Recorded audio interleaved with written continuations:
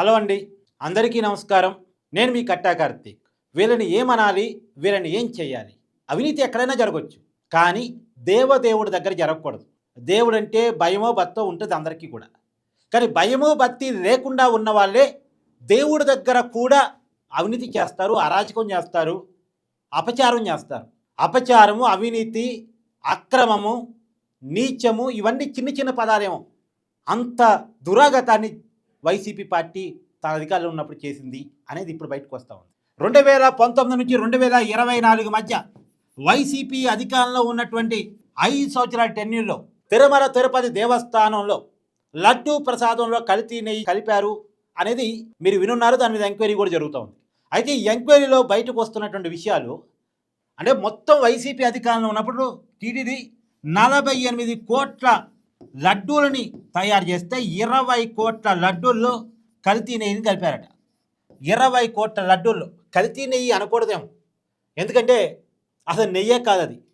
నెయ్యే కానప్పుడు కల్తీ నెయ్యి ఎక్కడ ఉంటుందిగా? పామాయిలు, కెమికల్స్ కలిపి తయారు చేసినటువంటి నెయ్యి అనబడేటువంటి పదార్థాన్ని 20 కోట్ల లడ్డూల్లో కలిపారంట. 20 కోట్ల లడ్డూలు అంటే లడ్డూని ఒకళ్ళు తినరు, మామూలుగా లడ్డూని ఒకళ్ళు తినరు, అది ప్రసాదంగా పంచుతారు. ఒక లడ్డూని ఒక 5, 6 10 మందికి పంచుతారు. ఎగ్జాంపుల్, ఒక 5 పంచారనుకుందాం, 100 కోట్ల మంది తిన్నట్టు లెక్క. ఒక్కొక్క లడ్డూని 20 కోట్ల లడ్డూని ఒక్కొక్క లడ్డూని 5 తిన్నారు అనుకున్నా 100 కోట్ల మంది పామాయిలు, కెమికల్స్ కలిపినటువంటి లడ్డూ ప్రసాదాన్ని దేవుడి ప్రసాదంగా తిన్నారు అన్నట్టు లెక్క. అదే నిజమైతే ఈ వార్త కనుక రేపు ఎంక్వైరీ సంస్థ నిర్ధారణ చేయగలిగితే 100 కోట్ల మంది మనోభావాలని వైసీపీ అధికారంలో ఉన్నప్పుడు ఇబ్బంది పెట్టింది అని అర్థం చేసుకోవాలి. ఒకటి, ఇక్కడ అపచారం. 2, ప్రాణాంతకం, కెమికల్స్ కదా, అది బాడీలోకి పోకూడదు కదా, కానీ లడ్డు రూపంలో పోయింది, దేవుడు ప్రసాదం రూపంలో పోయింది, చాలా ఇష్టంగా తీసుకునేటువంటి ప్రసాదం రూపంలో వెళ్ళింది. ఎంత దుర్మార్గం అండి, ఎంత దుర్మార్గం అండి. దాదాపు లక్షల కిలోల నెయ్యిని, దాదాపు 68 లక్షల కేజీల నెయ్యిని కల్తీ పదార్థాన్ని వాడారట.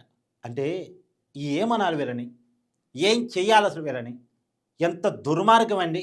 ఇప్పుడు వైవి సుబ్బారెడ్డి పిఏని, టీటీడీ అదపున ఈవో ధర్మారెడ్డిని, ఆనాడు టీటీడీ చైర్మన్గా పనిచేసిన వైవి సుబ్బారెడ్డిని, వీరందరినీ విచారిస్తూ ఉంటే వైవి సుబ్బారెడ్డి పిఏ అప్పనని, ఆనాడు అదనపు ఈవోగా పనిచేసిన ధర్మారెడ్డిని విచారిస్తూ ఉంటే అనేక విషయాలు బయటకు వస్తున్నాయి. కాకపోతే వాళ్ళు ఒకరి మీద ఒకరు దోసుకుంటున్నారు.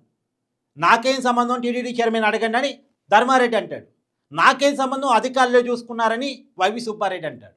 నీ అకౌంట్లో డబ్బులు ఇన్ని కోట్ల రూపాయలు ఎట్లా పడ్డాయి అంటే 4,69,00,000 ఏమో పడ్డాయట. ఇది అప్పన్న వైవి సుబ్బారెడ్డి పిఏ వాళ్ళ అకౌంట్లో.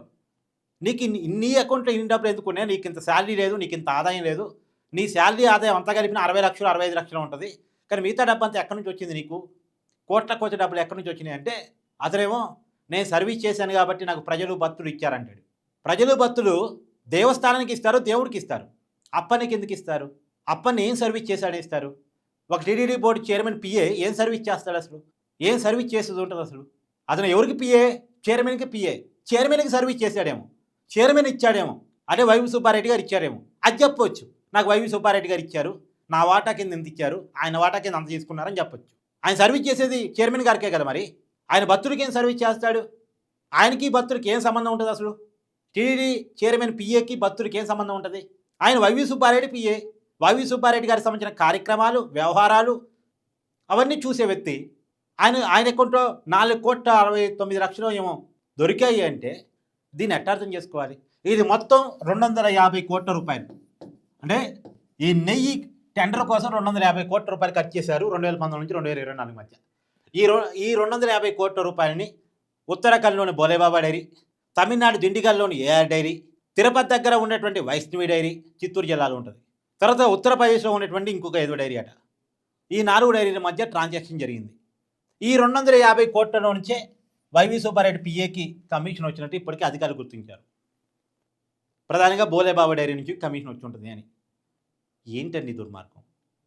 ఇప్పుడు లిక్కర్ స్కామ్ చేశారు, ఇసుక స్కామ్ చేశారు, మట్టి స్కామ్ చేశారు, ఇంకేదో చేశారు. తర్వాత చివరికి నకిలీ మద్యాన్ని తయారు చేసి అమ్మారు.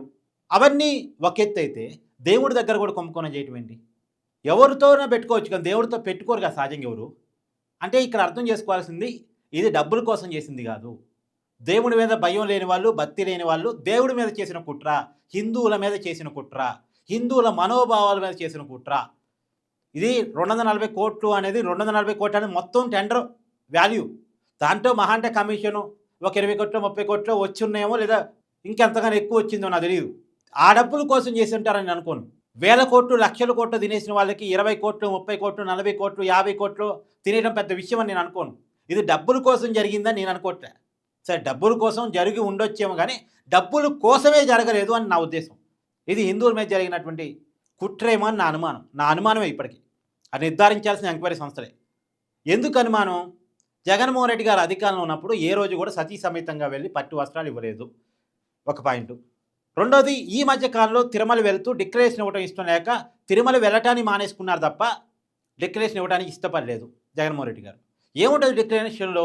హిందూ మతం మీద గౌరవంతోనే వచ్చాను, దేవుడి మీద భక్తితోనే వచ్చాను అని చెప్పేసి ఉంటుంది. అంతే తప్ప జగన్మోహన్ రెడ్డి గారి ప్యాలెసు రాసిమనం, ఆస్తు రాసిమనం ఉండదు దాంట్లో. దాని మీద సంతకం పెట్టి దేవుని దర్శించుకోవడానికి వచ్చిన ఇబ్బంది ఏముంది? అంటే అది కూడా ఇష్టపడలేదు. అంటే ఆయనకి హిందూ మతం మీద గౌరవం లేదు, శ్రీవారి మీద భక్తి లేదు అనే అనుమానం. రెండోది, ఇంతవరకు ఏ రాజకీయ నాయకుడు, ఏ రాజకీయ పార్టీ కూడా వెంకటేశ్వర స్వామిని తిరుమల వెళ్ళి దర్శించుకోవాలని అనుకున్నప్పుడు తిరుమలే వెళ్ళి దర్శించుకున్నారు తప్ప తిరుమల సెట్ని ఇంట్లో వేసుకుని పూజా కార్యక్రమాలు చేపించిన నాయకుడు ఎవడూ లేడు. అది జగన్మోహన్ రెడ్డి గారే. ఫస్ట్ లాస్ట్ జగన్మోహన్ రెడ్డి గారే అవుతారు. అలా ఎవరు చేయరు, చేసి సాహసం కూడా చేయరు. తిరుమల సెట్ని ఇంట్లో వేసుకొని పూజా కార్యక్రమాలు చేపించుకున్నది రాష్ట్రం మొత్తం చూసింది. ఆ రోజు దేవుడి ప్రసాదాన్ని తీసుకోవడానికి ఇష్టం లేక వారు సతీమణి గారు టిష్యూ పేపర్లో పక్కన పెట్టారు అనేటువంటి విమర్శ కూడా మనకుంది.